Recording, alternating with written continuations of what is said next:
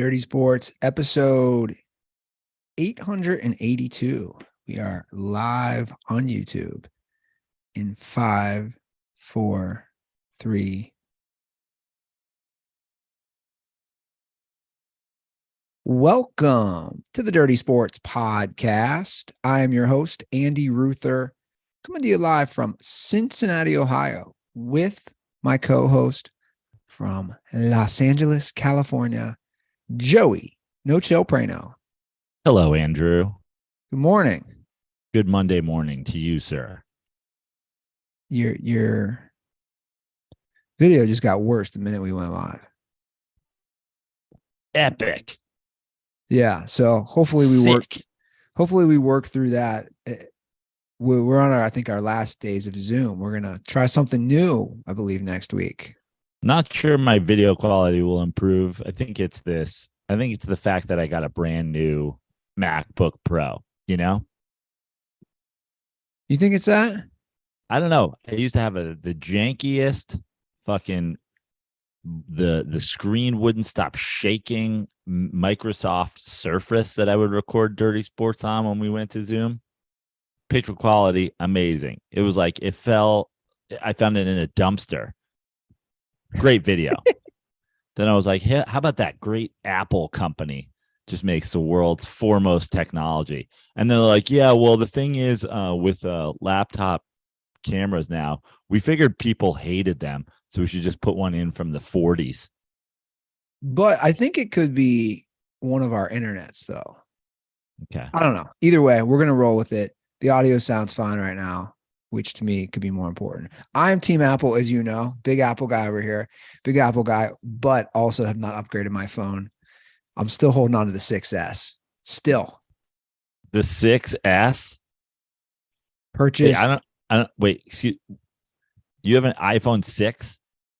Yeah, I bought it in May of 2016. Does it have apps? What? Like, can you Google things on that? I didn't know they made a rotary iPhone. I gotta charge it literally 20 times a day. I mean, thank God you're a guy who basically just is home or in your car. Like, if you had to actually go out and do things, what would your life be? You just be without a phone. Do you have an external charger that you bring places? Yeah. It's pathetic. Get a new phone, bro. You just bought a house. I know. Dude, I hear it all the time. Trust me. You're preaching to the choir. I mean, she gave up. My girlfriend gave up. She just gave up on that. Like, that was like a thing when we first started dating, make fun of me. Go, get a new one. And then she just gave up. Like, dude, it's been a year we're together. Like, you're just like I even did the full compare, contrast different plans, different prices. Like, I did the whole thing where I'm reviewing what's the best cost analysis, and then I just didn't buy one. I mean, you don't even have to, like, what are we talking about here? You could just go get like a 12 for nothing right now. Like, my video, like, I feel like my video is from your phone. I feel like that's what my video looks like. Looks like it's behind. I think at this point, there's like a pride issue a weird subconscious, hey, I have such an old phone and I'm holding on to it.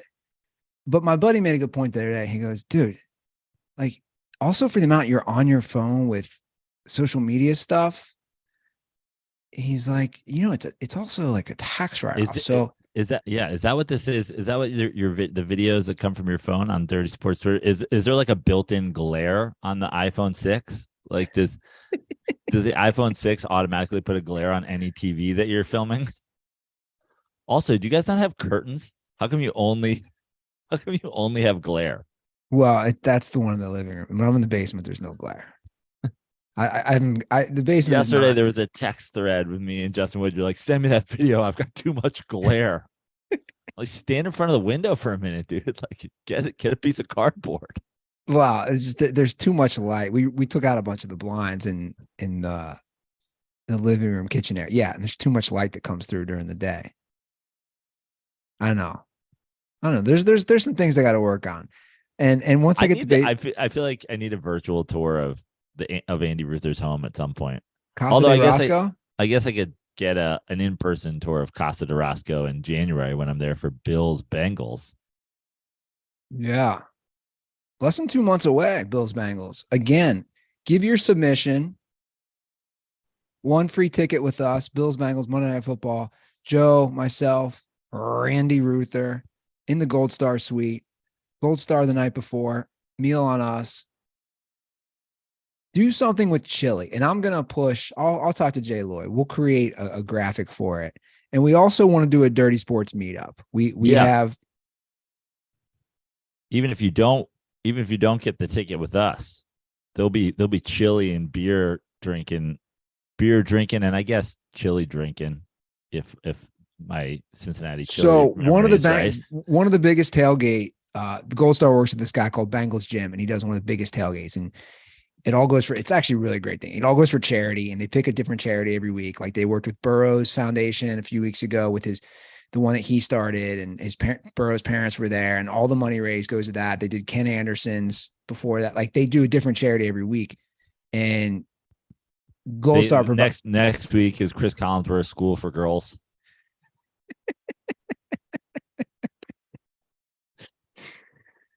But I saw yesterday, I think Gold Star gave him like unlimited chili and 200 burgers.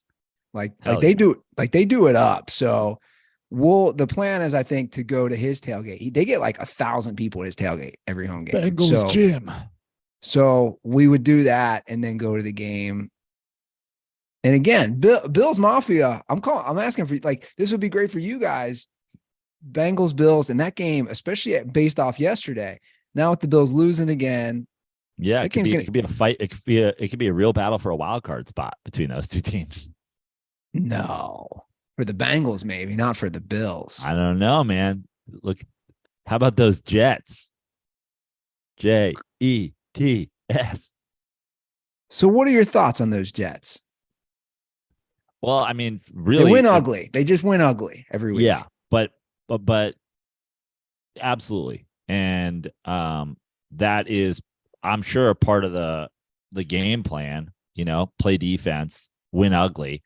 But there's, to me, when you're a team that has been bad for so long, and then you have the odds-on Super Bowl favorite come to town and you win them, like, I don't think there's anything ugly about that. Like, I don't think there's any such thing as beating that Bills team yesterday ugly. Like, that's the crispy, cleanest, handsomest win of all time. Well, the only reason I say that is, and I'm not dissing, win's a win. And especially when you're down 11 points, like you said, to the perennial Super Bowl favorite.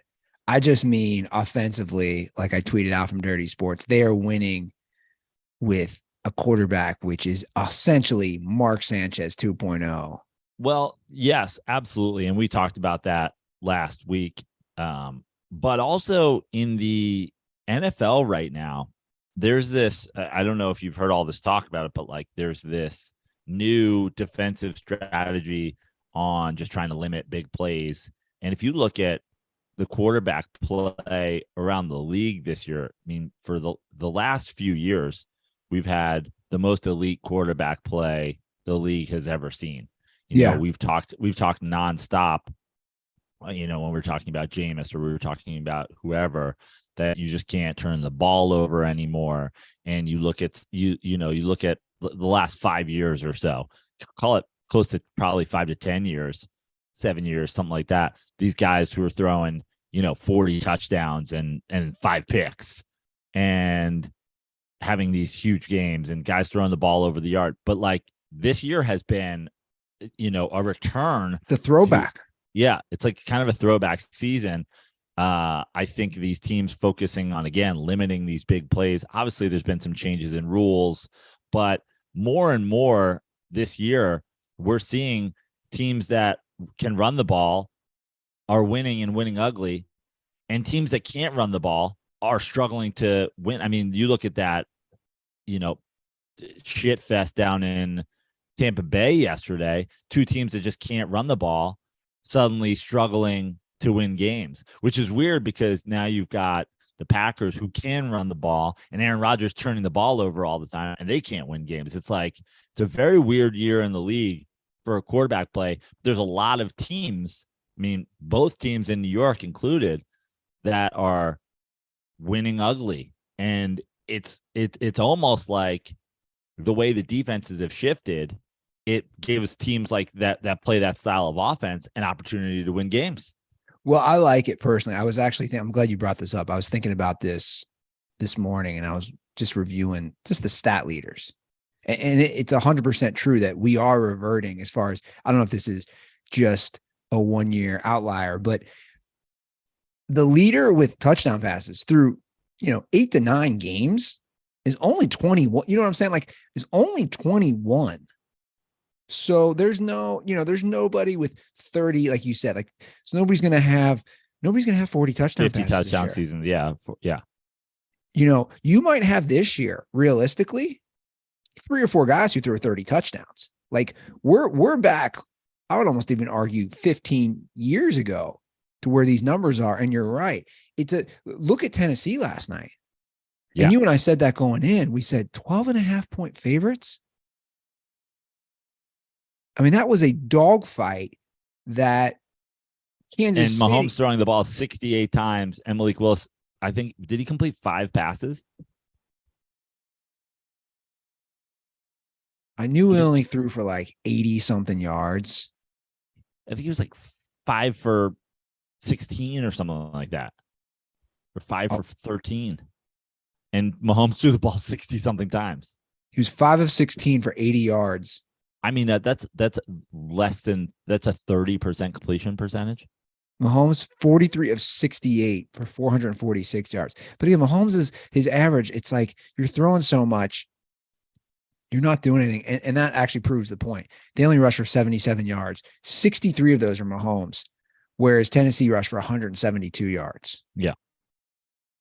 Yeah, it's definitely a different game. And I think that's what's been so interesting when we look at teams and quarterback play in particular. Kelsey flex to the right side. Sorry. Mahomes stepping up. He's going to scramble 15. These guys now are not going to have the prolific numbers. And that's where, like, I think this MVP discussion is more wide open than I've ever seen through half the year. Right? Like, you could argue Mahomes is the front runner. The Joey No Chill preseason pick. Yeah, I would personally, I would put him, but like, Allen's had a couple bad games, Yeah. Like, I know you dismissed Burrow, but like Burrow overall, if they somehow reel off a bunch, I think he's right there because he's had 2 bad games. Besides that, he's played pretty well. And I'm going to say it. And this is, I cannot believe I'm saying this. Like, Geno Smith is like, here's the thing. He's on that cusp he's circling MVP talk. And by the way, I would never vote for him right now. I would never vote for him. I wouldn't give him a single vote. If I had the honor of voting, I would not give him a first, second, or third place vote because I think that's such a well-run team and an organization. But what he's doing, and they continue to win on the road in that blueprint. I said this last week. I'm rooting for this. Like, I like to see this because nobody expected it. I've been dead wrong. I was like, oh, this is an anomaly. They win this game. They win that game. The Seahawks aren't going anywhere. Like, they're going to make the playoffs. And to be honest, I think they could win a couple playoff games. After I sent you that Ian Rappaport appearance on Pat McAfee podcast, I took that same tweet and I quote tweeted it with vindication. Wow. It's me and Pete Carroll. We're the guys. I feel like me and Pete Carroll need to have dinner. But hold on. And I know we're going to jump back into this whole discussion because we have to talk Seattle, which of course means Russell Wilson. I think, well, first of all, why don't I just play the clip? You got to play this clip because I have some things to say.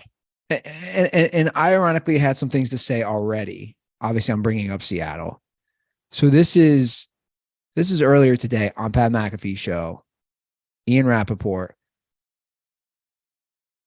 top NFL insider, him, Adam Schefter, and he's discussing what's going on in Seattle or what they had kind of foreseen as an organization.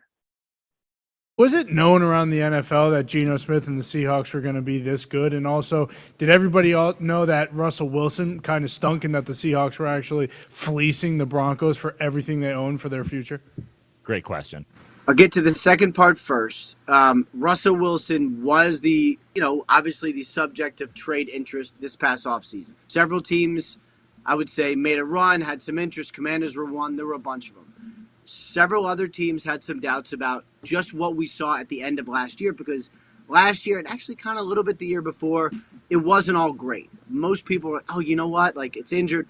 A couple teams did not think the product was very good anymore, and so some quarterback-needy teams were like, that's just not my guy. I don't think anybody foresaw this coming, which has really been, obviously, a major, major step back. The Seahawks thought they were going to be good, and they thought they were going to be better without Russell Wilson. Whoa. I thought they were crazy. They just knew that no one had heard of any of their players. But offensively, they thought they'd be able to get the ball out on time and to run what was called. They thought they had good coaches. They thought they could just run what was called. And Brady?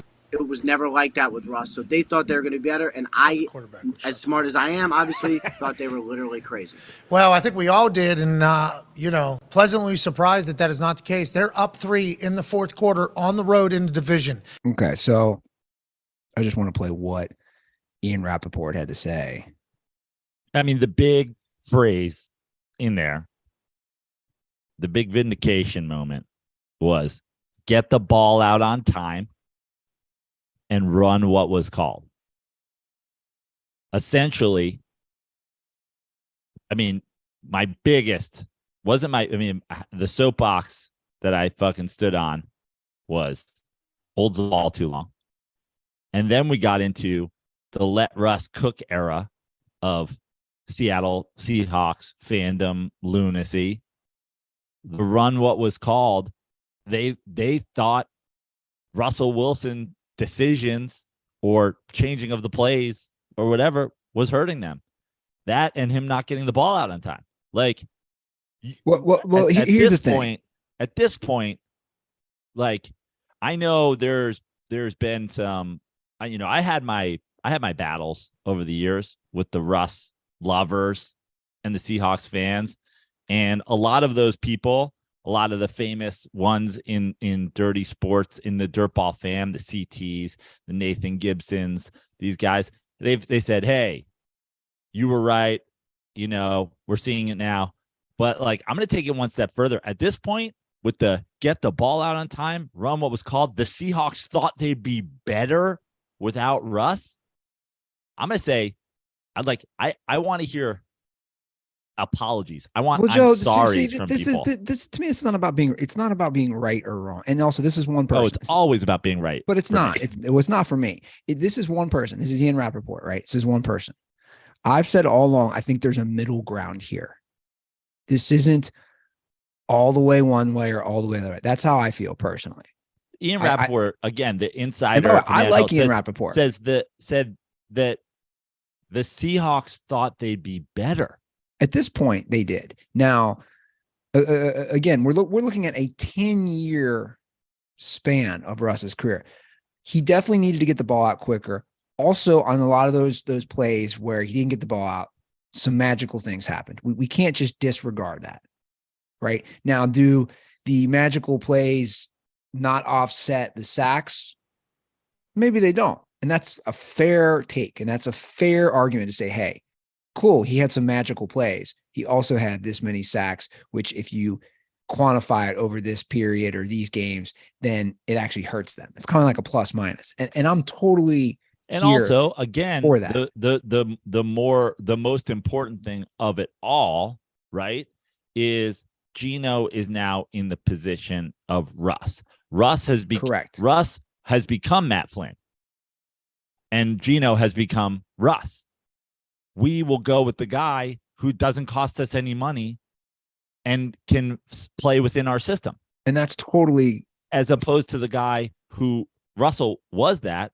and then became the guy who took all of their money and didn't play within their system. Yeah, and I have no problem with that. I think it for sure just it double, triple, quadruples down on the greatness of Carroll. And again, this year, it's halfway through the year. They're in first place. Their leading rusher is Kenneth Walker. Yeah, who's really good, by the way. He is really good. Second round pick. And how are we not? And like, I can't believe I have to do this, but how are we not calling him Kenneth Skywalker? You remember Kenny Skywalker from the Knicks? We have Kenneth Walker. We have not added Kenneth Skywalker yet. How is that not like? Do we need to pump Chris Berman full of like whatever he needs to wake up and get on? I mean, get Chris Berman on TV to make Kenneth Skywalker a thing. So it doesn't matter, right? It has seemed even since Marshawn Lynch, right? How many of these guys are going to gain like 1,000 yards under Carroll? Like, my point is he's churned them out, and Marshawn obviously was the best that he's had, but he just churns out guys that are going to be good or late picks. And now he was a second round pick, so he wasn't like a late round pick, but guys who are going to rush for 1,200 yards and fit the system. And then the quarterback is suddenly going to complete like a higher percentage of his passes, and play action is going to work and whatever. Like suddenly no one's desperate to let the quarterback cook. Now, again, I think that was definitely, as we learn more and more, that was propaganda by Russell Wilson's team. Let Russ cook was propaganda. There's no other way around it. But propaganda only works if people buy in. Sure. You could say anything you want, but then when you convince idiots who know nothing about football that that's what the team needs, that's how you get a movement going. Meanwhile, the same way as when there's propaganda, there's always the people who see through that are just waving over here, go, guys, can I explain what's really happening here? Can we just look at the facts? Well, anybody who watches football, and you just alluded to it earlier, you got to be able to run the ball, especially today and this year. Again, like Mahomes yesterday, dude, 68 times. Like, that's not.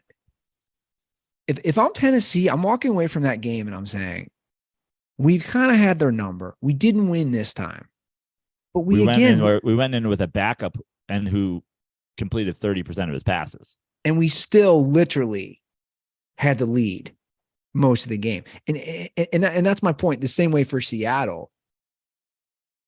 It obviously I am never going to say, oh, Russ stunk. I think that's just so ridiculous because you can say that now while you watch his current games on the Broncos. Well, it's interesting you bring that up, but you know who else stinks? And I know you and I have always had Matthew Stafford, or you always wanted to say the Matthew Stafford, Russell Wilson.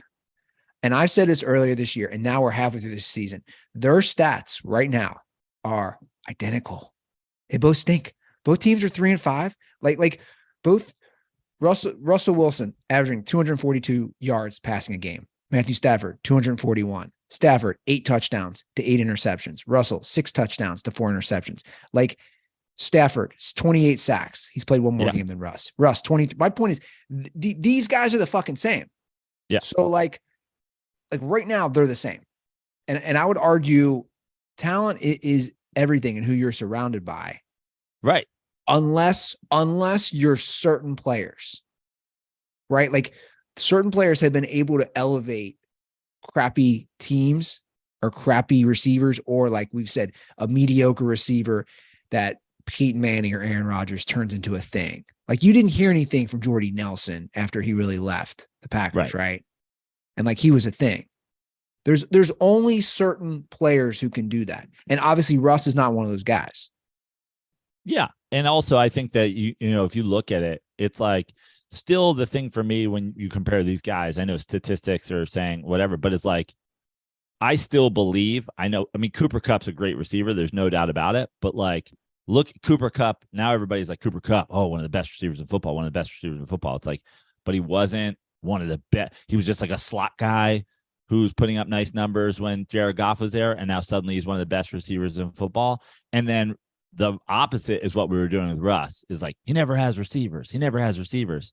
And Geno Smith's like, I like Lockett. I like DK Metcalf. These guys are great. These guys are awesome. Now everybody's like, oh, the receiving core over there, underrated. It's like, oh, the guys that you were throwing literally under buses for years. Geno actually, another thing that's down with quarterbacks is completion percentage is way down. Yeah. He leads the league in 73%. I mean, 73% is still like, that's high no matter what year it is. No, for sure. I agree. But like all these guys, remember how gaudy and insane it got? Yeah. There's only two guys with 70% or higher, and that's Burrow and Smith. I'm saying like all those guys are now down back into the mid to low 60s. You know what I'm saying? Like the Mahomeses of the world. It's like, do you remember how insane, like for a while, Drew Brees, Brady, Rodgers, all these guys were completing 70% or above. And you're like, how sustainable is this? And we learn it's not. I mean, Seattle's legit. There's no other way around it. In that conference. And here's what for the Seahawks fans who must be, dancing in the streets right now about how they feel is like, do I think that the Seahawks are Super Bowl contenders? No, I don't. But the good news is you will be soon because you also have all those draft picks. Yeah. That's why, Andy, and I know you said it's not about being right. That's why I want my fucking apologies because I told you guys to do this 3 years ago. Well, apologies from who? Who you want apologies from?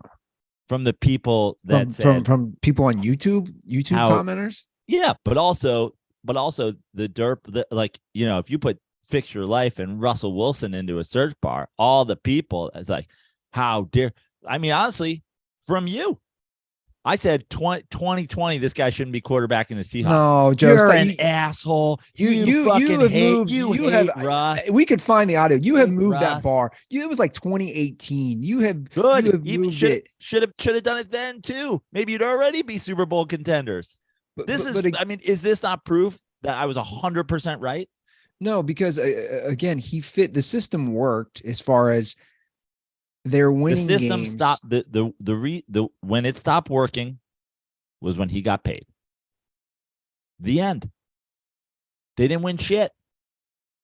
I could counter Great. that with every major quarterback, basically. Right. But Russell Wilson ain't that guy. I know, but again, name me a quarterback right now if we're going to do that, which is fine. I don't disagree about the getting paid. It seems to fail almost with everybody.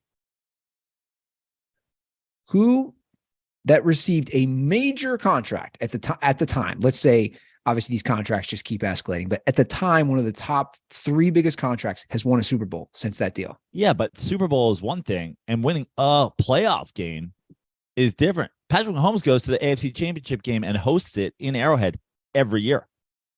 Every year. But again, Russell Wilson's losing division wildcard games. We're one of one. Well, Russell Wilson just won. He won a road playoff game in 2019. My point is, like, we're talking. There's only one Patrick Mahomes. There's only ever been one Patrick Mahomes. So he's definitely an anomaly. But my point is, like he's the guy. You know. But Aaron Rodgers, how many NFC Championships games has he played in the last 5 years? Like there are guys out there. Do we think with, Josh Allen, do we think Josh Allen will play in an AFC Championship game this year? I think he would. Has he played in one yet? No. Did he when the Chiefs beat the Bills a couple years ago? Was that in the AFC Championship? I don't know. Was it? I mean, Deshaun Watson played in an AFC Championship game, didn't he? No. That was the Chiefs. The Chiefs game was the second round when the big comeback.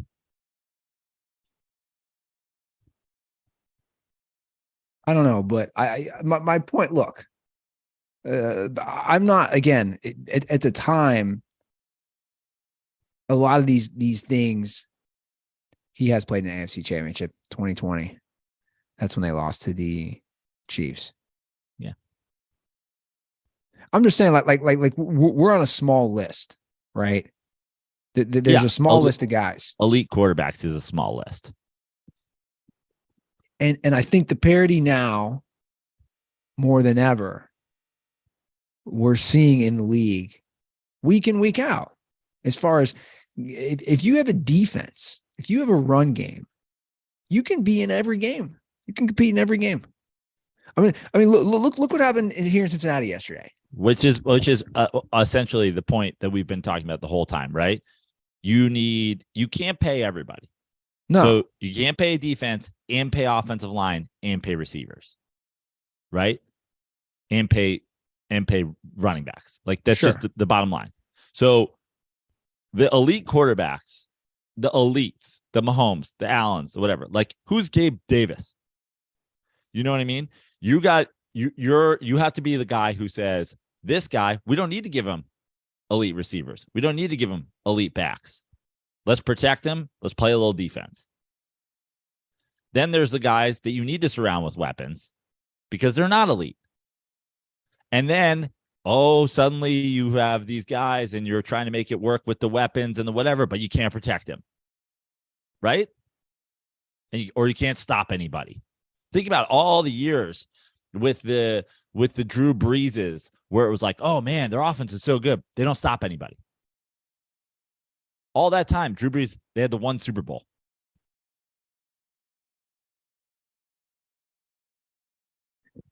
Yeah, I mean that's why to me this is why I love football so much. It is such a team sport. It is such a three-facet sport: offense, defense, special teams, and that all that matters so much. And I think it matters.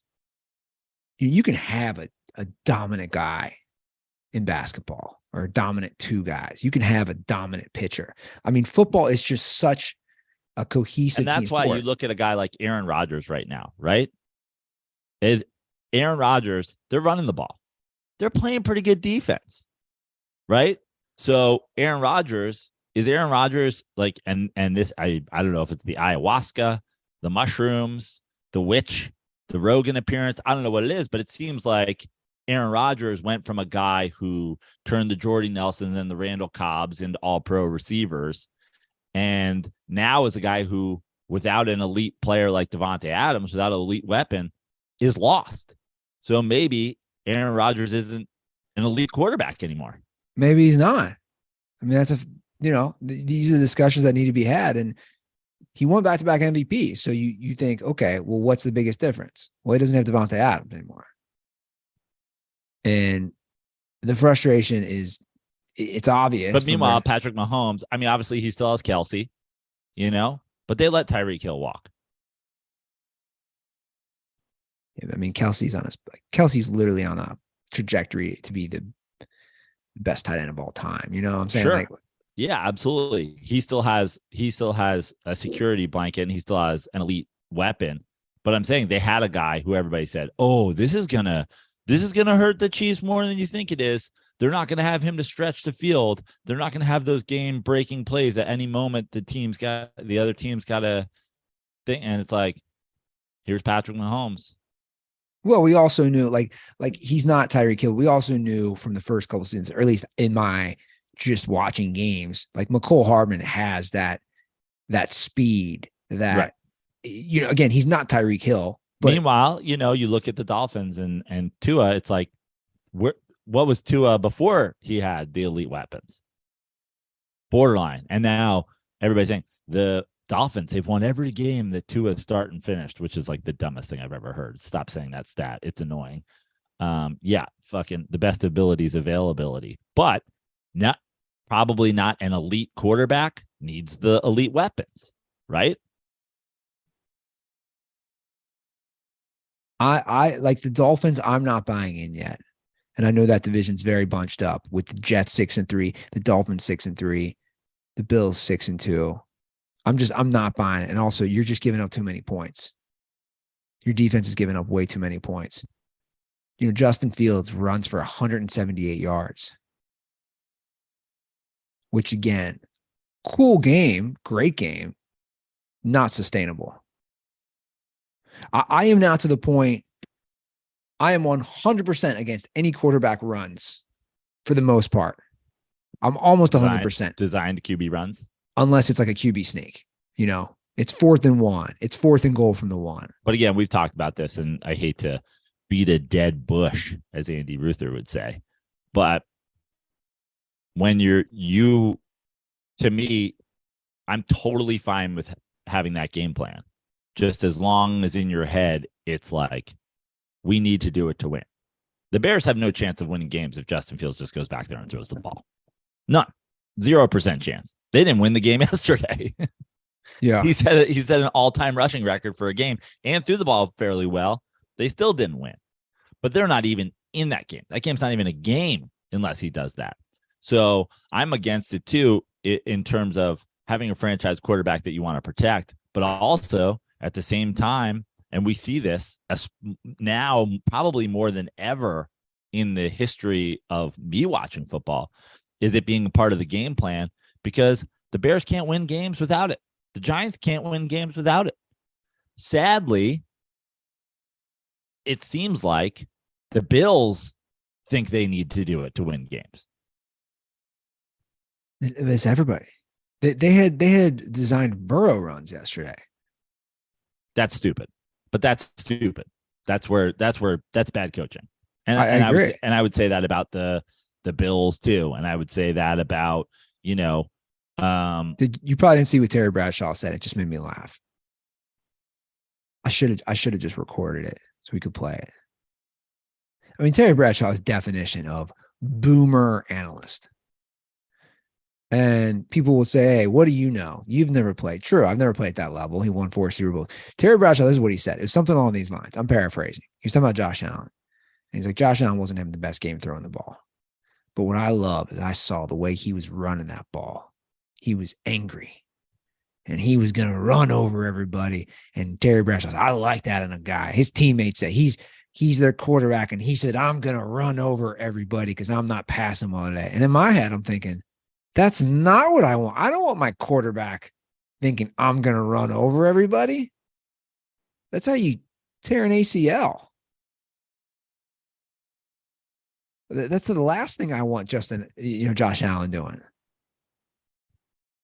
I want Josh Allen doing it the same way I wanted John Elway doing it in the Super Bowl with the game on the line, getting smashed as he goes over the, like, listen, when you come down to it, it's all about winning the Super Bowl. Yeah. But first of all, you got to be there.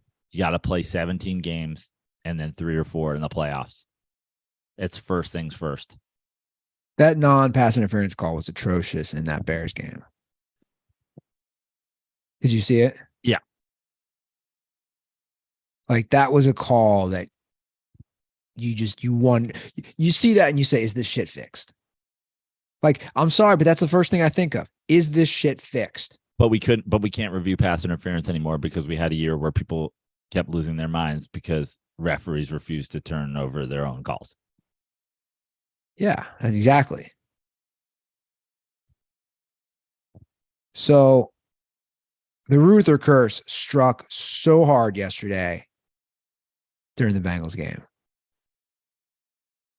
I mean, even more so than people want to realize, because everyone's like, oh, I kept saying Joe Mixon's done. Joe Mixon's done. I want to read a text exchange that I had with a buddy yesterday morning. I can't wait for this. This is so fun. It's like he was asking me. You've ruined my, like, I was running away with my Saquon Joe Mixon fantasy bet. I think Justin already paid it, right? Didn't he give me 19? Like, did that happen, or was that? So this is, I'm just going to read verbatim. My buddy texted me yesterday at 8:35 a.m. How are you feeling about the Bengals today? I say, not sure. Carolina's played well since they fired Rule, but how long could that momentum last? He says, any interesting stats for this week or matchups out there? I said, it's a game if the Panthers have 3 to 4 sacks. If they can't get to Burrow, I think Bengals cruise. Burrow's always very good after a loss. And then my buddy says, interesting things to know. He said, they going to let Mixon work this week? I wrote, Mixon is done, man. And that was the last thing I say. Mixon is done, man, at 9:21 a.m. Sets the record for most touchdowns by a Bengal in a game with 5 touchdowns. Best game of his career. Mixon slept till 9:20 a.m. and then woke up at 9:21 when you hit that text. His eyes just came open. It was like he was activated. It was like a robot getting turned on. He looked completely, he was hitting the holes. He had just a little pep in that step, completely different. And like you said, is wild. What? HGH is wild. It's amazing that Justin already paid you. Because now I feel, 5 touchdowns. I don't know what that does for fantasy. 5 touchdowns just must be insane. Yeah. I still feel really good about the bet. I mean, obviously, the NFL is it's you have to be consistent. But like there was a point in that bet where I was like, Saquon could miss 3 games and I'm gonna win this bet. Yeah. Now he just has to like keep having the year he's been having. And then a little icing on the cake. Middle of the broadcast, Mark Sanchez at the game. He gave Gold Star some love. I had to rewind the TV with the glare. I was like, I'm in the wrong room for this. I got to get a video of this out on Twitter, on Gold Star's Twitter. This is what Mark Sanchez said talking about Joe Mixon. This is, I think, after his 3rd touchdown. Well, Mixon's been all over it, man. Like chili and cheese on some spaghetti noodles, baby. Gold Star, shout out. Let's go. I'm ready for halftime. I need some food. Look at that. Yeah. And then this is what I want to know. So then I posted that and I tweeted, right? Because I'm live tweeting all the Bengals games from Gold Star. I tweeted at Sanchez from Gold Star. Within like 2 minutes, Sanchez quote tweeted the fire emoji. And I'm like, aren't you calling the game, bro? Mark Sanchez. I mean, he can multitask. He's calling out the mic. He's calling out he's calling the game. He's on Twitter retweeting chili shit. The resurgence of Sanchez. I actually don't hate him. No, Randy Ruther was saying he hates him as an announcer. That's not the first. I've seen him call games the last couple of years. I don't know. I don't think he's that bad.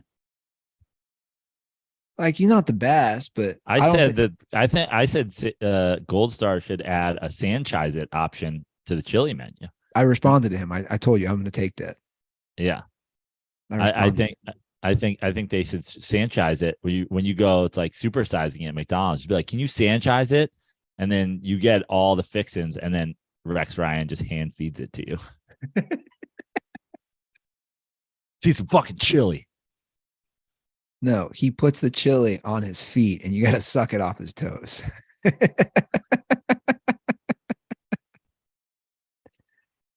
Oh man, that video it'll jump you into the lead of the Bills Bengals ticket thing. Somebody eating Gold Star off somebody else's feet. Oh yeah. Hey Jed, talk to your wifey about that. 3-way, 4-way, 5-way, Rex Ryan way.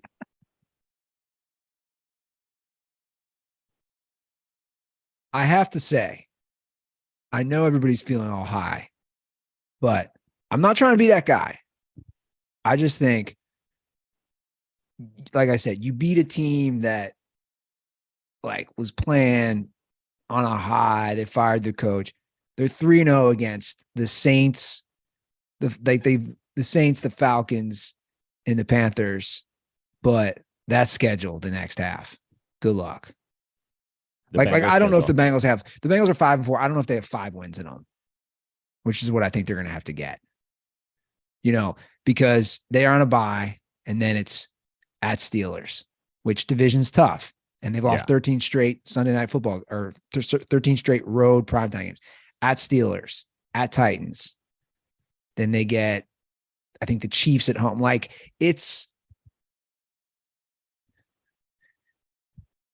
look, I'm not saying they won't do it. This year's crazy though, man. I don't know. I don't like. I'm still big on the Bills, but there's just been so many surprises this year. Like I just still can't get over the Rams, just how bad they're playing. Yeah, Tom Brady has ended a lot of seasons. He might have just ended the Rams season. I can't believe they won that game. It's like all that defensive, back and forth the whole game, and then 44 seconds of them drive down the field. I mean, I know it's a Tom Brady, and like we can give all. It's always like people love it. Oh, Tom Brady, it's amazing, but it's like also it's like the first play of the drive, just guy wide open in the middle of the field. Yeah. Well, they were blowing it for Brady all game, though. I mean, how many drops are these guys going to have? That's Scotty Miller drop in the end zone. Why are you jumping? He's throwing it right to you. Yeah. Like Evans had some bad drops. They just Brady. I don't know if you watched any of it afterwards. He looked like he won the Super Bowl. Yeah. He was so happy to go to 4-5. Well, listen, first of all, Tom Brady knows that as well as anybody, you got to get first step in the process is getting the playoffs. And in that division right now, it's anybody's division to have.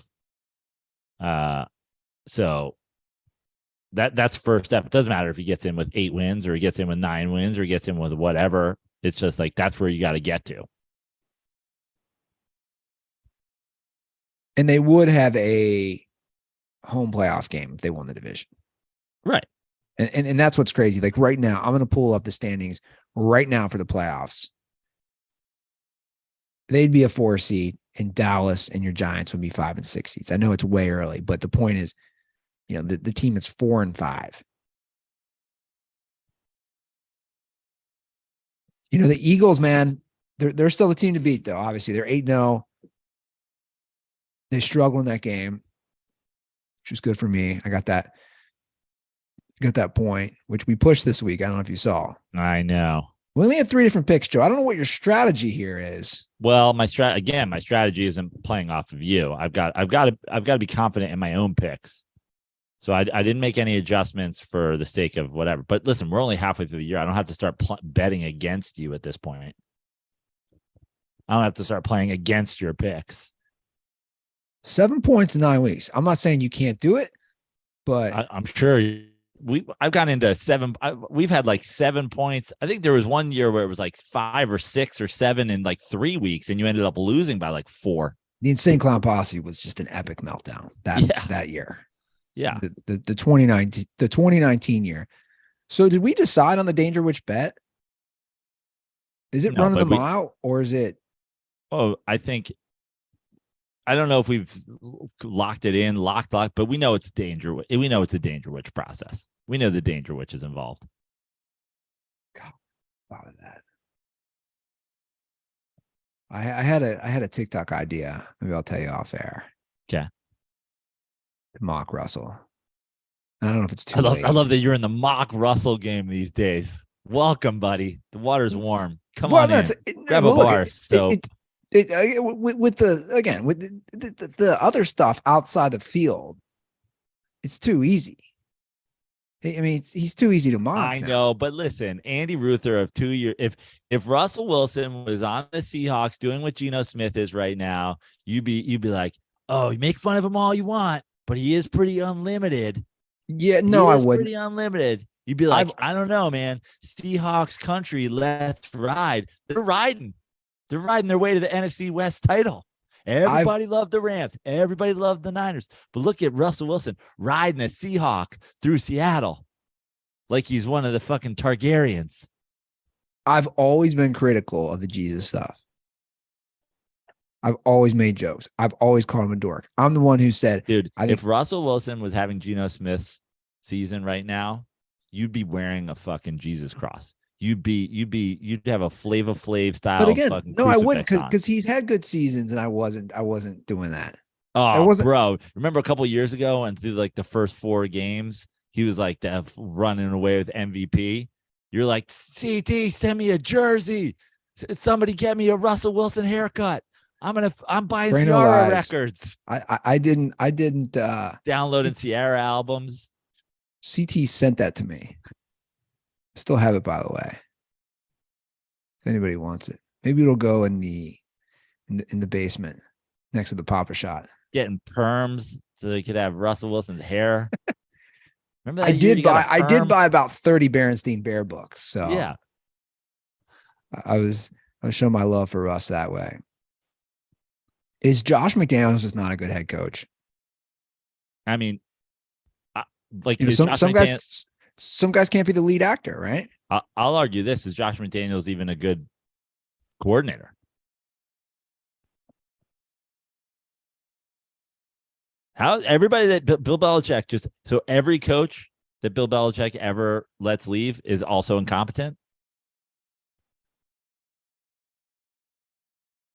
Did Vrabel ever coach under him?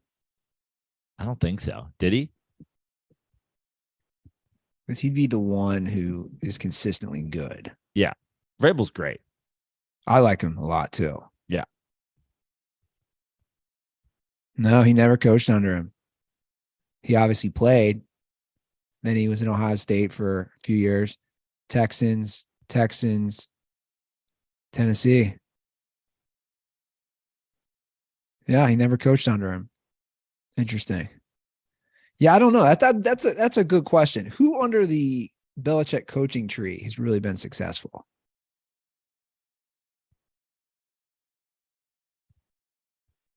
But what is that attributed to? You're now questioning Josh McDaniels as a. I mean, we did the play thing. caller. We did the thing when Tom Brady left. That like, oh, maybe it was Tom Brady the whole time. And by we, I mean the sports world. You know what I mean? Meanwhile, I was like, Belichick's a fucking pretty good coach. I mean, his resume speaks for itself from his days as a coordinator and whatever. But like, we're talking about Tom Brady was your quarterback. Bill Belichick was your head coach. The defense is always pretty good, even though this guy, Romeo Crennel, leaves and, fucking Matt Patricia leaves and blah, blah, blah. Meanwhile, he's a meth addict son who's just like fucking, oh, is he the real genius?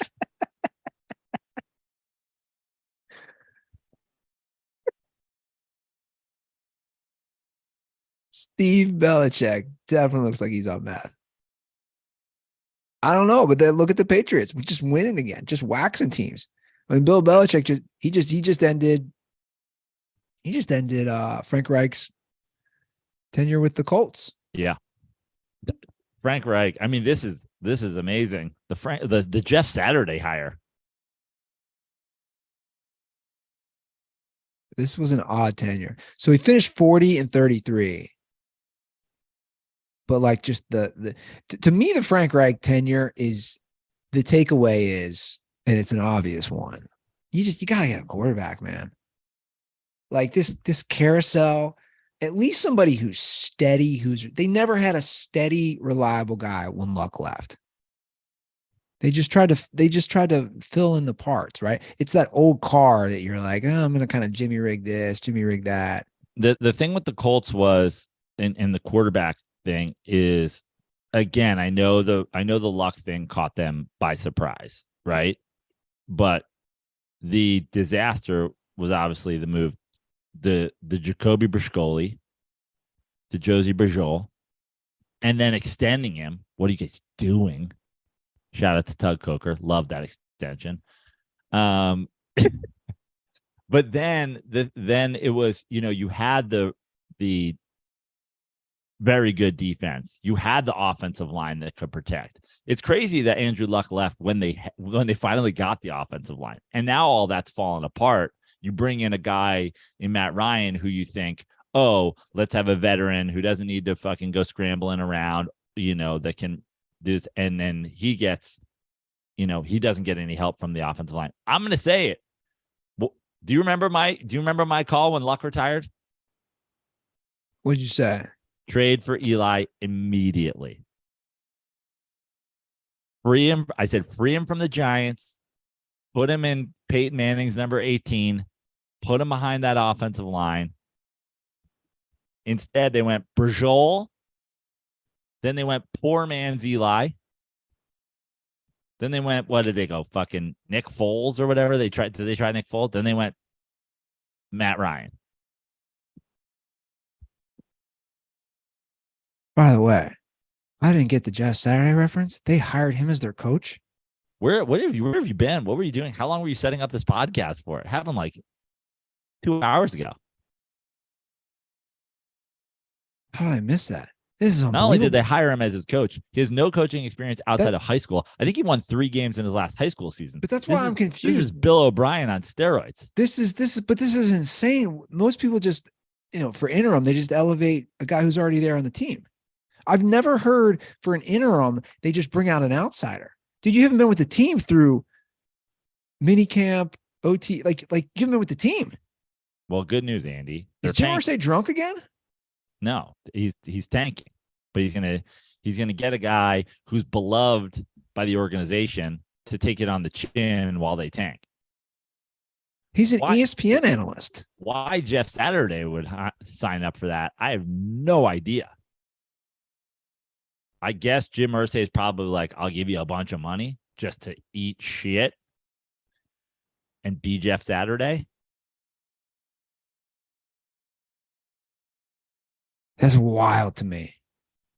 If this is the plan, tank and have a beloved player, they should have just given it to McAfee. He'd been way better.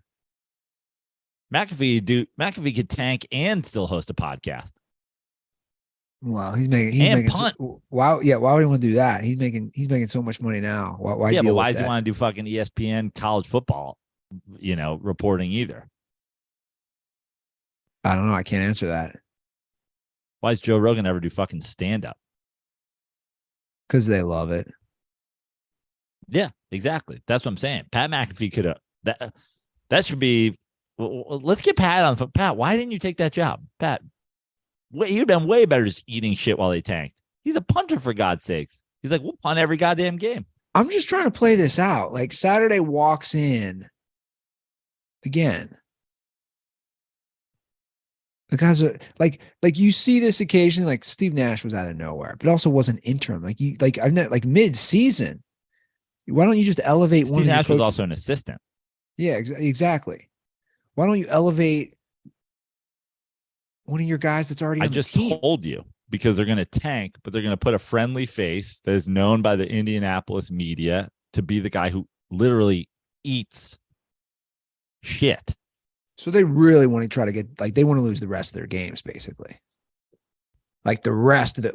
To me, that's we want to get the number 1 seed, and we better hope that Detroit or some of these other teams that are terrible have a few more wins. By the way, congrats to the Lions. But I wanted to talk about this yesterday. Congrats to the Lions on what? Not drafting above the Colts.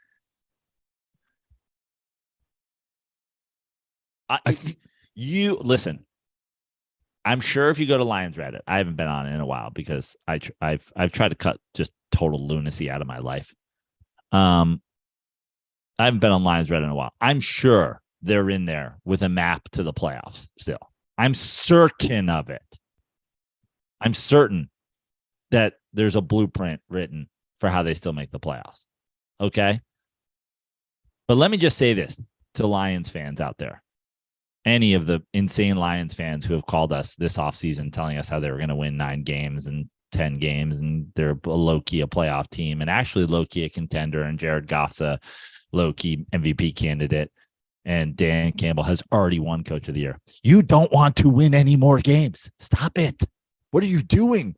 Well, they're Reddit. I just pulled it up. It's all positive. So it's all the takeaways that Kirby Joseph is now the number 2 overall graded safety per PFF. That's the top post. And that Aiden Hutchinson ranks number 1 in sacks, QB hits, pressures amongst rookies. They're all which by the way, he has 4.5 sacks. Let's tap the brakes here. I mean, he's not Aaron Donald out here. I just think, yeah, that's what they're doing. They're trying to find silver linings. Yeah, but although hold on, there's something funny. There's a good one saying, "Bro, WTF?" It's somebody filming a guy in front of him at the Lions game, zooming in on a cheerleader's butt. So like finally, there's like funny content. In fact, I might have to take that and repost that. But my point is, I get it. I know it's Aaron Rodgers, and I know it's the Packers, and you beat the Packers, and that's something, right? And trust me, I've been a fan of a team that through the last few years probably should have lost games that I was rooting for them to win.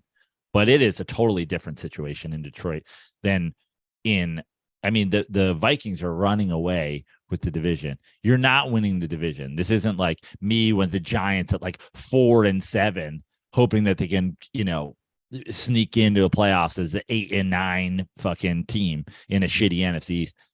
You're not winning a wild card. You're not winning this division. You should lose every game. What are you doing?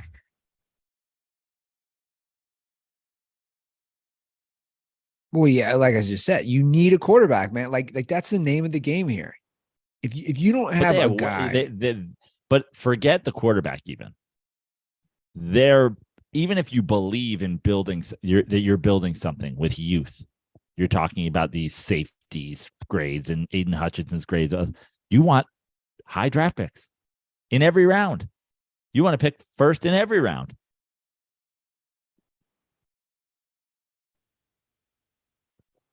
I don't know what to make of the Vikings are 7-1, man.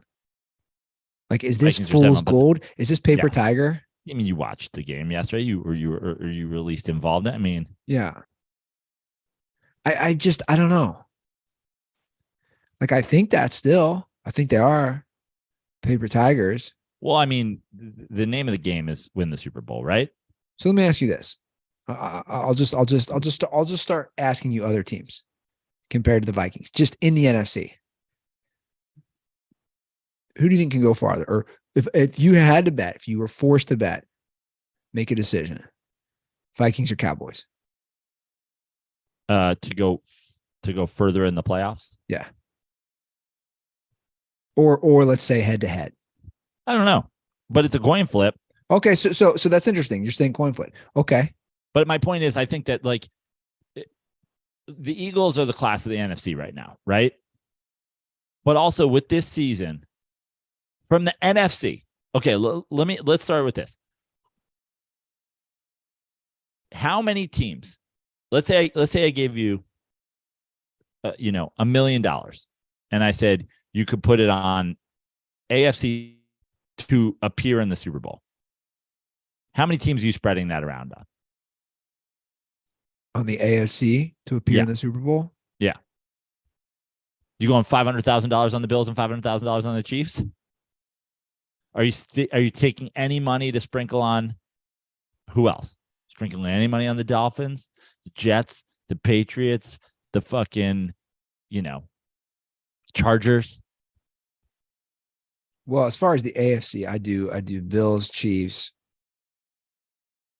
maybe a little on the Bengals because they were there last year. Probably not. NFC, I'd say Eagles. Yeah, but hold on. So this is my point. If you gave me $1 million to bet on the AFC, free money.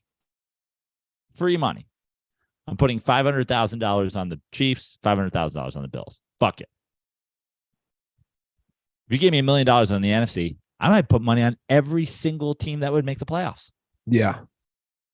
I'm not putting all my money on the 8-0 Eagles. No. I'm not putting my money on the Vikings or the Cowboys or the Giants or whoever the fuck comes out of the South or the Niners or the Seahawks or the whatever. Like dude, would you be absolutely shocked? Would you be just blown out of your seat if the 8-0 Eagles didn't win a playoff game? No, we've already said this. I don't know how guys play until they're there. If you've never played in a playoff game, it's a different animal. And Hurts is having a great year. I'm looking right now at the MVP odds. Just look at this season. look at the Jets beat the Bills. The Colts beat the fucking Chiefs. Like, it's just one of those years. And if you look at the NFC, like, you have a team that is the only undefeated team in football. Everybody else has at least 2 losses. And Vikings have 1. Right. Sorry. But those 0 and 1 loss teams, I don't even think either of them are in the top 2 teams in football. And I know that's unfair to them, but I mean, this season is definitely, it's like a long, any given, like everything is any given Sunday. Like, would I be shocked if the NFC Championship game was the Cowboys and the Bucks? Yeah, but I wouldn't be that fucking shocked. I know. I wouldn't be shocked if it was the Vikings and the Giants. Like, I wouldn't be shocked by it, like, not in the NFC. Speaking of your Giants, we have to talk about the injury. So Xavier McKinney, who's having a great, he's played great the last couple of years for you guys. He's great. An ATV accident in he's Cabo. A fucking idiot. I love how he claims what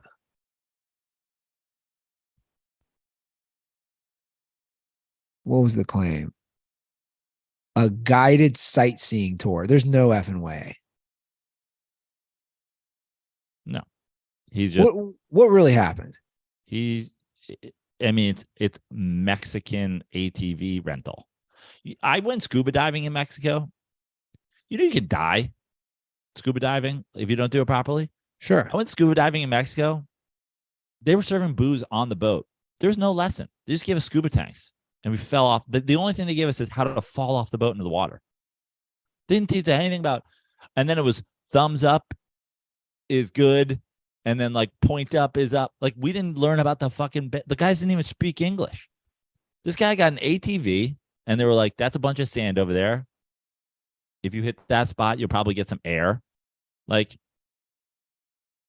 guided ATV tour of what? The Aztec ruins in Cabo? No, you were just fucking ATVing around sand dunes, jumping and shit. Probably drunk.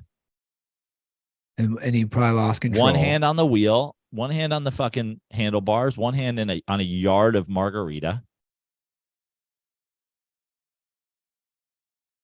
Yeah. And it crashed, and the margarita glass broke his hand. Some girl sitting reverse on him, putting her boobies in his face, taking tequila shots.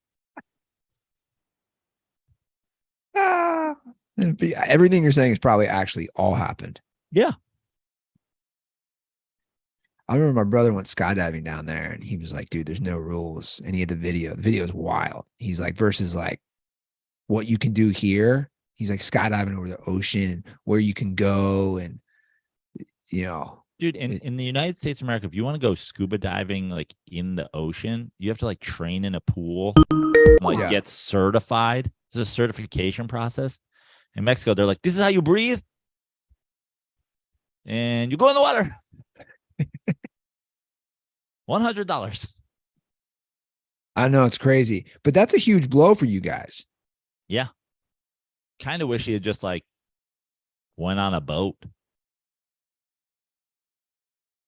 taking some pictures, had his shirt on. Yeah. I don't know, man. But I'm excited. We got a second half. We got tonight's game, which I think should be a good game. Ravens, Saints.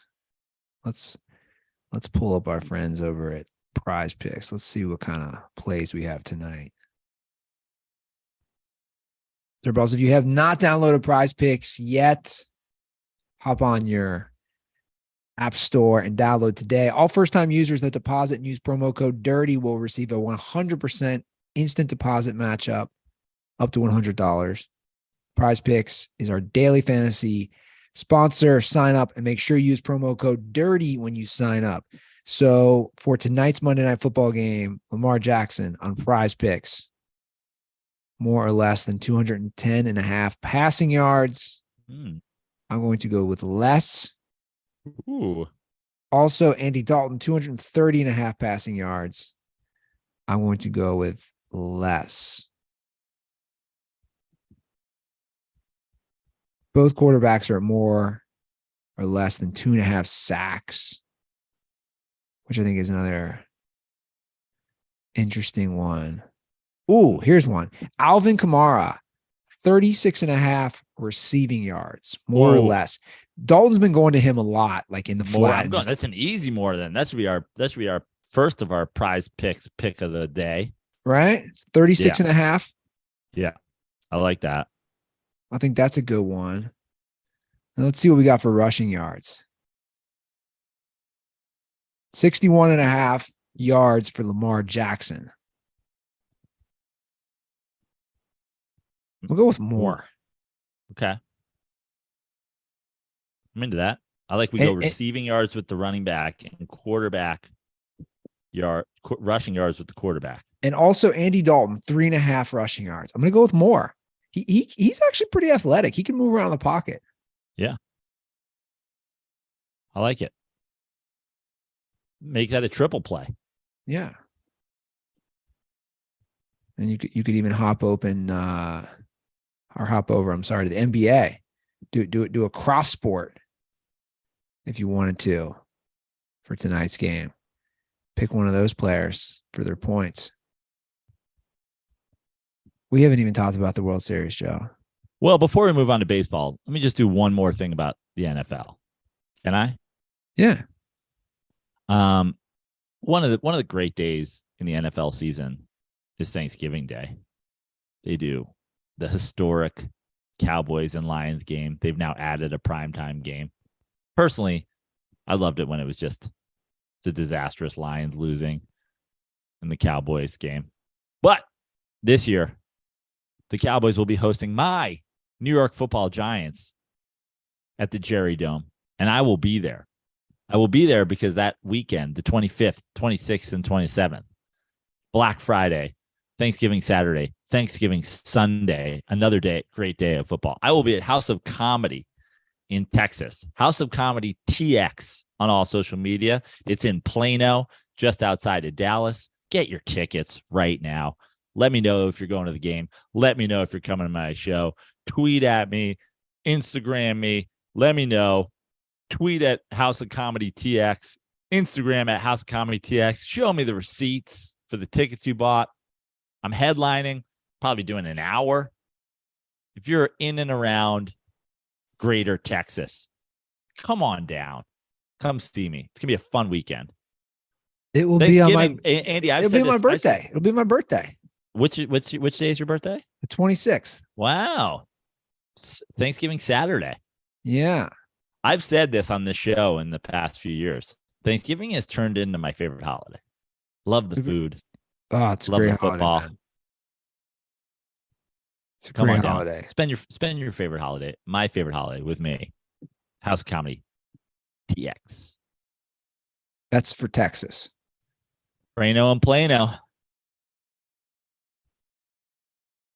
I'm looking right now on their website.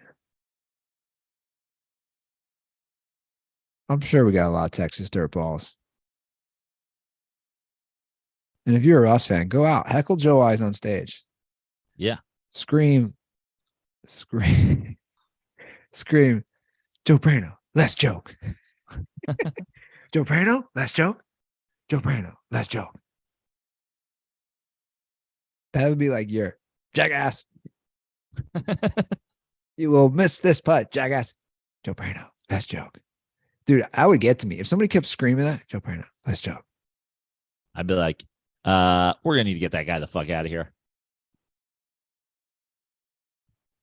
That could be a premise for a show.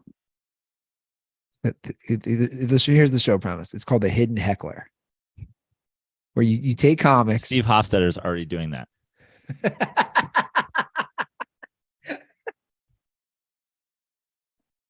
Well played. What a great inside joke that 3 people are gonna get. Everybody knows still- comedy. Is he still doing that? I don't know.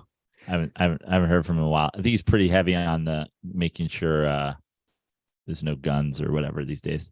Comedian destroys. In caps, heckler. Now it's everybody. Everybody. He was. You got to give the guy credit. He was the first one on that. Now it's just everybody's TikTok account is them dealing with hecklers. Is that what the thing is? Oh yeah, because no one wants to burn their material, so they all just do crowd work, which I think is horrific.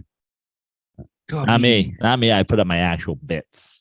Destroys heckler. That'd be a funny premise too. Like it says comedian destroys, and he pulls out a gun and literally kills the guy. Like where it's like spoof comedy. It's like he kills him. He destroys heckler and then continues on with his set. But what I was gonna say, hidden heckler, the premise, yeah, I guess he's basically done that. Claims it's not planted, but yeah, you have a comedian on stage and you got a hidden heckler. Anyway, this is why I'm in Cincinnati, Ohio, and I'm not running shows in Hollywood, because these are my ideas that would last one episode, guys. Anyway, let's talk a little World Series, Joe. I know you enjoyed it. Yes, I did.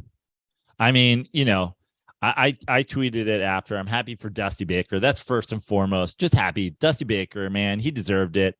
I'm a little salty with him still. Yeah, well, a lot of teams are a little salty with him. The 15 teams that he took to the playoffs and then mismanaged, Dusty Baker, a perfect example of like kind of what a modern day manager could be when you're, especially on a team like the Astros, when you're stacked. Be good vibes guy, be somebody people want to play for, let the analytics folks make the decisions because they're going to anyway. Like kind of the best of both worlds. Old school meets new school. Astros win. It's crazy because the Phillies have that incredible home run game and then just absolutely shut down after that. I think the best team won.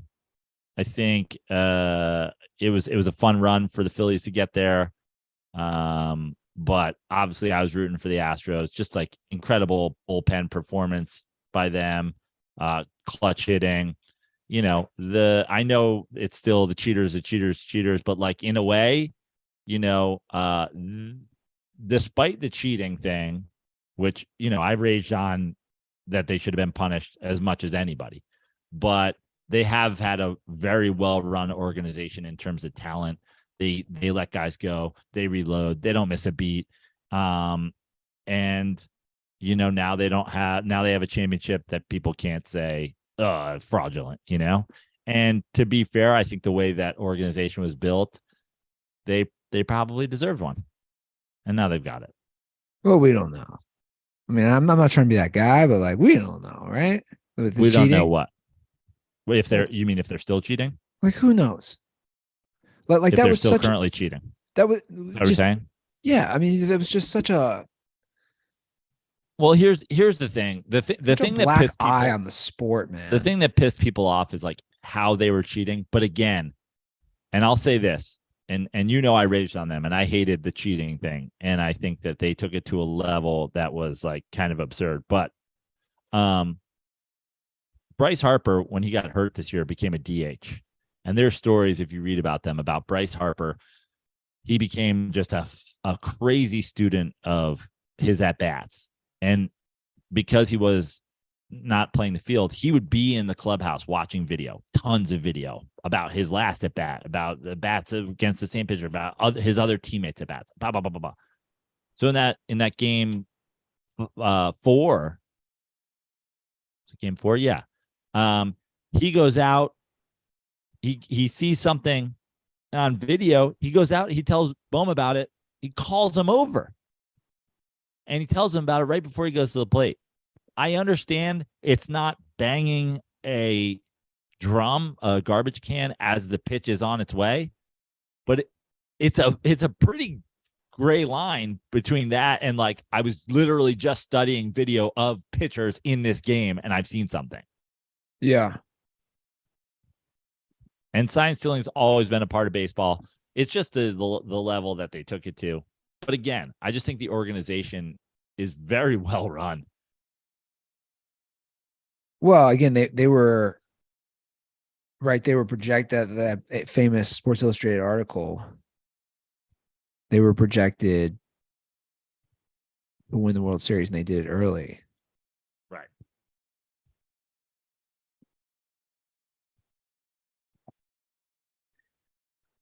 All right. Well, we don't have too much. I don't have too much to say. Can I admit something? Yeah, you didn't watch a single second of the World Series. I didn't watch a single second. Well, good news, Andy. I've already put it out on the Dirty Slides Twitter account. Our DMs are open. Slide in. Our mentions are open. Slide in. Andy Lazarus and I will be recording a Dirty Slides season wrap-up, off-season preview tomorrow. I said I would push it on here, and I said I would do it because we obviously love the Dirt Balls to come over and listen to the Dirty Slides, but also it'll save Andy Ruther from having to embarrass himself by trying to talk baseball, even though I know he didn't watch a second. Well, I'm not going to lie, and I don't know if that makes me a shitty sports host. I mean, I don't know, man. Like, remember when I went into that little soliloquy on why I love the team sport of the NFL or football? Yeah. That was why. I don't know, man. I didn't have a, if it would have been the Padres, I don't know. If it would have been different teams, I would have tuned in more. But like, you got to pick and choose. Like I don't watch any college football anymore. You watch any of the Tennessee Georgia game? I put it on while I was making lunch. You know what I'm saying? And then I was painting in the basement. Same thing. It's on the background. I do everything streaming these days. I went on the CBS app because it was on CBS, and I tried CBS app and I tried the CBS Sports app. And then when I was in CBS Sports, it was like, this doesn't fit in your package or whatever. And I think they were trying to send me to Paramount Plus or something like that. And I was like, well, I literally tried for 1 second and now I don't care. Yeah. Like I didn't watch any of that LSU Bama game. I was out at dinner. Like I saw it was a game. Second of it. Yeah. I mean, again, it's just like, I don't know, time allocation. I did learn something real quick. I want to say before we get to a couple calls. And I had heard this. So the Bengals mascot, who's called Houday, mm-hmm. You're not going to believe this. He lives at the top of my street. The guy who dresses 4 games. Now they have multiple. Spoiler, this is going to kill some Bengals fans. Spoiler, there's not just one mascot because they got, there's like 3 of them because they have so many different events that the mascot shows up to. So like he's like, when Gold Star does events, Houday always shows up. Right. But that's a different Houday. But then one, what are the odds? I know Randy will love this. The one that does the actual Bengals games, he's been over 20 years, lives up the street from me. Wow. And I talked to him for a while yesterday. He started doing it when he was in college. He said the first time he ever did a Bengals game was against the Steelers. A Steelers fan punched him in the back of the head. And he's like, I don't know if I'm ever going to do this again. And I did it. I've been doing it since. It doesn't surprise. Like, even the mascots in the NFL have CTE.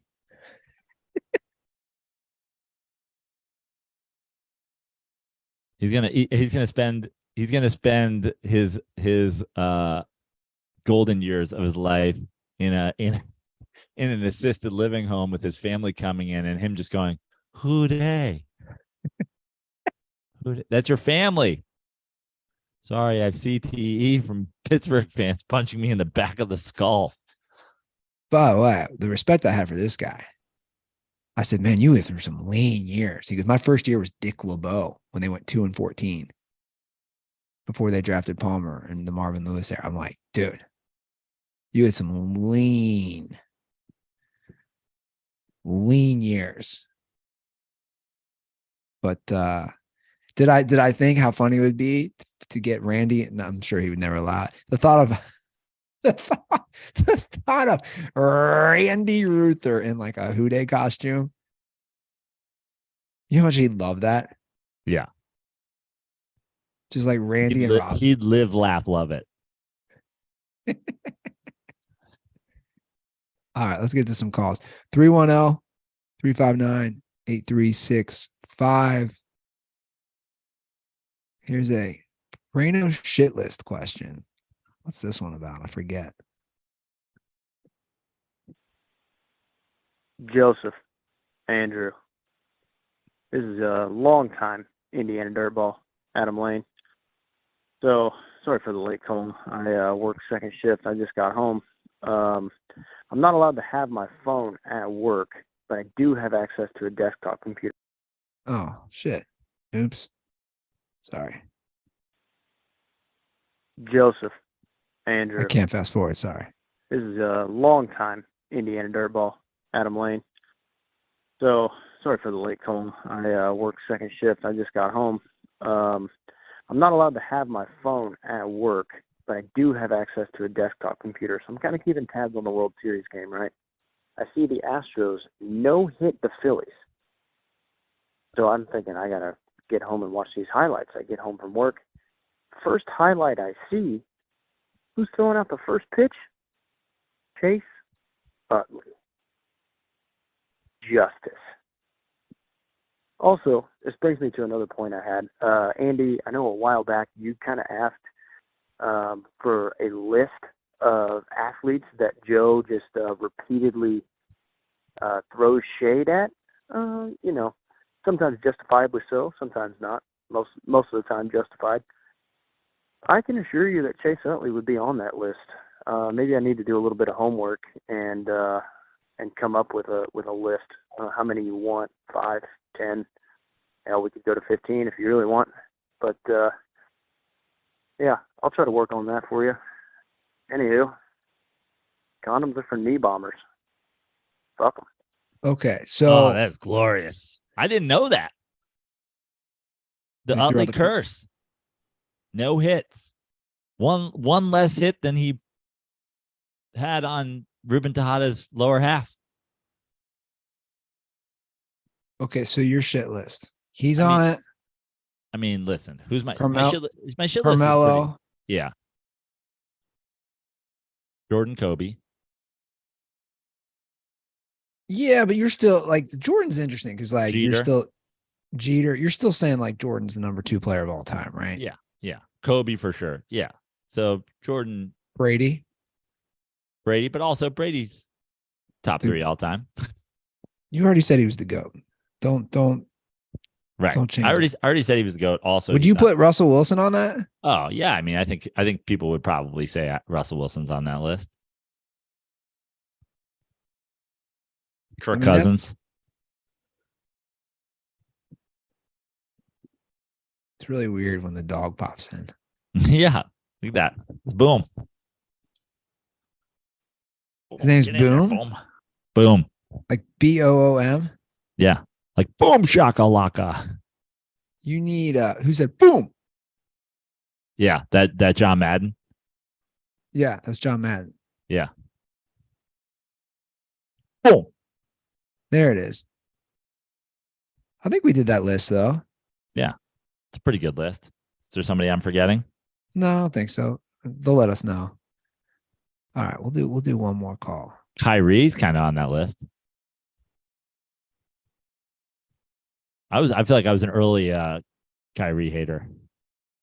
The bigger question would be, that's easy. If you did the Andy Ruther athlete shit list. Yeah.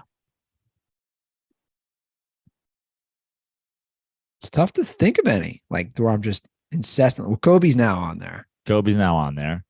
Jeter's on there for sure. Jeter's on there for you. You're coming around. Russ's will be on your list soon. Andy Dalton was for the longest time. Andy Dalton was missed. Yeah. He was the original. But I'm just saying, like,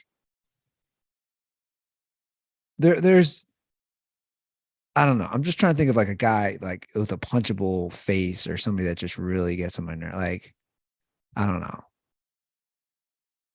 All right. We got a blast from the past call.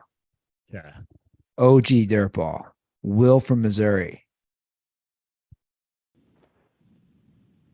What's up, boys? It's Will from Missouri. I headed down to downtown Orlando, Florida at the Amway Center to check out my first NBA game. It was an awesome time. Great game, too. The Magic won by 1. They beat the Warriors, so big upset there. But I got one complaint, okay? Stop with playing music while the ball's in play. You know, I'm here at a live sporting event. I want to hear the sneakers squeak. I want to hear the rim rattle. I want to hear players cuss each other out. You get none of that when the clean version of a 6-year-old Lil Yachty song is playing. I mean, it ruined part of the experience. I paid more to sit closer, and instead I got this dumbass music playing every time they inbound the ball. I don't know. Am I just being a complaining whiner, or do I have a legitimate gripe here? Let me know what you guys think. Stay dirty. Okay, boomer. I agree wholeheartedly, though. You do? Yeah, I agree wholeheartedly. You're at a So- sporting event. Let it be about the crowd. Let it be about the game. Well, okay. I don't know if I agree with you guys.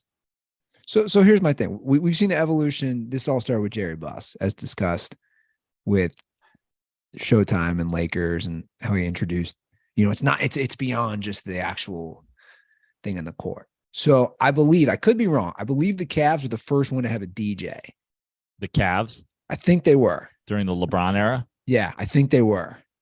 I could be wrong. I think I remember reading that somewhere at some point. I'm sure we can look it up. Anyway, I don't hate it. It keeps, I don't know, like it keeps, I like the music to get the crowd into, I don't know. You don't like the DJ. No, I mean, I don't mind the DJ. You're going to play during, you're going to, Timeouts. yeah, during timeouts or whatever, or like happens like, but yeah, I don't like it when the ball's in play. I hate it that you see it on TV while the ball's in play. You hear it on TV while the ball's in play. I don't know if this has become more prominent post the bubble where they didn't have fans. I think they were doing that a lot in the bubble because, there's no noise otherwise. But I don't like it. I agree. It's like, especially if you go sit close, it's like the crowd noise is such a big part of the NBA. Like being close. That's why I like sitting close. That's NBA. Sitting close at NBA games is elite sports watching. It's the best experience there is in sports, in my opinion. Courtside, near court, NBA watching is a better in-person experience than anything, because you can hear them talk and you can watch them direct each other around, and you can hear the trash talking and you can hear the crowd. Like, I think it's elite. So much interaction between fan and player at that level. Yeah. And like you said, they play trash too. I'm sure they play what the players like, but like. Okay, so I'm wrong. According to this, the NBA's first DJ was hired by the Heat for the 99-2000 season. If that's correct. So I don't know. I kind of like it personally. I don't know. When's the last NBA game you were at? That's true. Great. I was in Los Angeles. Now you go to college, they're not doing that. A little different. I still think the crowd can get into it though. Oh, that was a big win for them. For the Magic. And then the Warriors are struggling. But anyway, let's wrap this up. 310-359-8365. That's our hotline. Give us a ring. Follow us on social at The Dirty Sports. I'm at Andy Ruther on everything social. I'm at Joe Prano on all social media except for Twitter, where I am at Fix Your Life. Come to see my shows in Texas. As I talked about before, go to joeprano.com/shows. More shows coming up.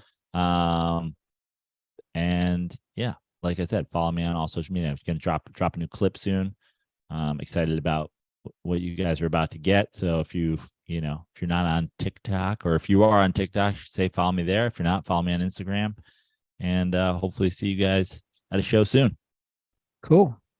All right, guys, that's our show. As always, we are thankful for all the support we get. Have a great start to your week. And don't forget, stay dirty